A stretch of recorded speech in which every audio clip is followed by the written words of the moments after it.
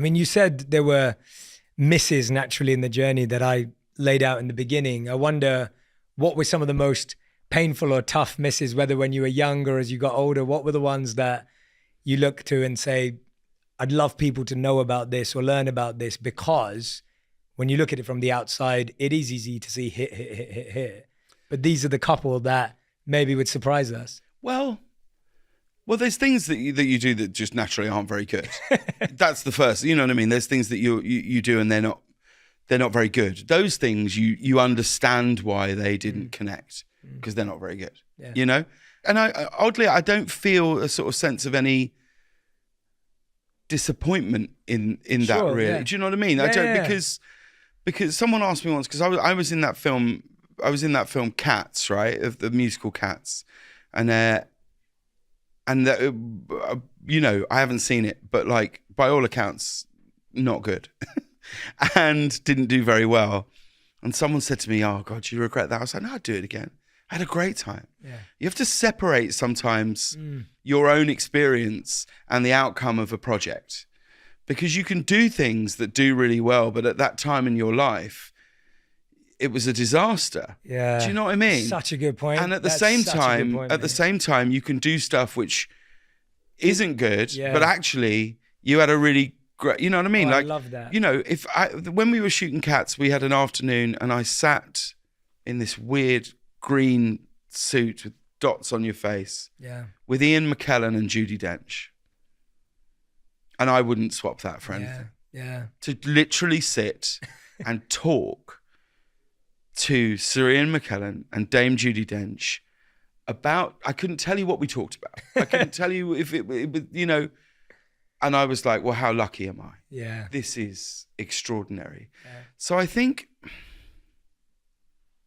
I did a TV show which came out, I think about maybe just 2 years ago now, or maybe 18 months ago, which was on Amazon, called Mammals, which I was really proud of. And I really hoped that people would find that, and they didn't. That's the only thing that I look at and I think, because it got reviewed well. It's written by, I think, the best living playwright at the moment, you know, or certainly young living playwright, called Jez Butterworth, who wrote like Jerusalem and The Ferryman and Mojo, but then also wrote Skyfall and Spectre and Indiana Jones. Wow. And it was me and Sally Hawkins and Malia Krellian. And that's what I would say, that's the only thing that I go, I wonder what we could have done differently to make people find it. Yeah. But then we don't know yet. Yeah, you don't know. We don't know yet. And you don't know when it's going to take off again. Like, I love hearing about But shows. even if it doesn't, we don't know, you know, who know, you know what I mean? Yeah. Like, you just have to.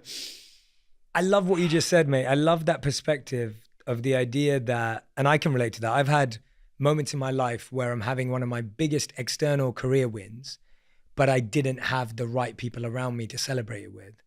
And therefore it's not as gratifying or as celebratory, or it's not as meaningful. Whereas you could have had something that externally, like, no one cared, but you had the people around you where you knew what you'd built and you knew what you'd created. And I love that. That resonated so strongly, honestly. Well, also the notion that, I don't know, the way I see it is every single day, your life can get turned over and flipped on its head in a phone call.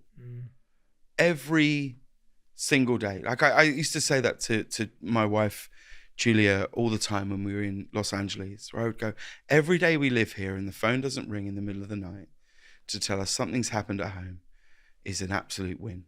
It's an absolute win. And you just have to be so aware that those things are coming and those things are real. And all the stuff that we're talking about over here, work and all those things, it isn't those things that are just gonna just bang. And then you're talking about life before and after those moments.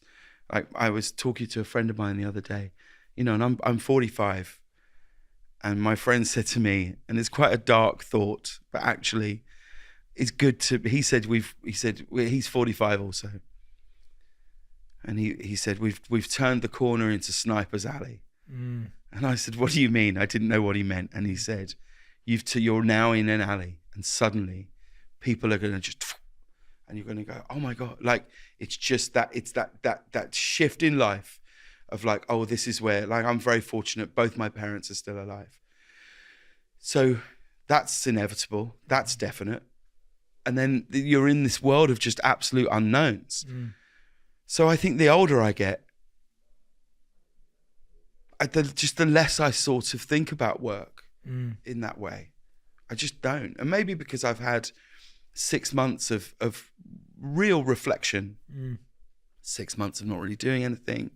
You know, started this podcast that I'm really, really enjoying. Outside of that, I'm writing some stuff. Some of it, I hope people will see.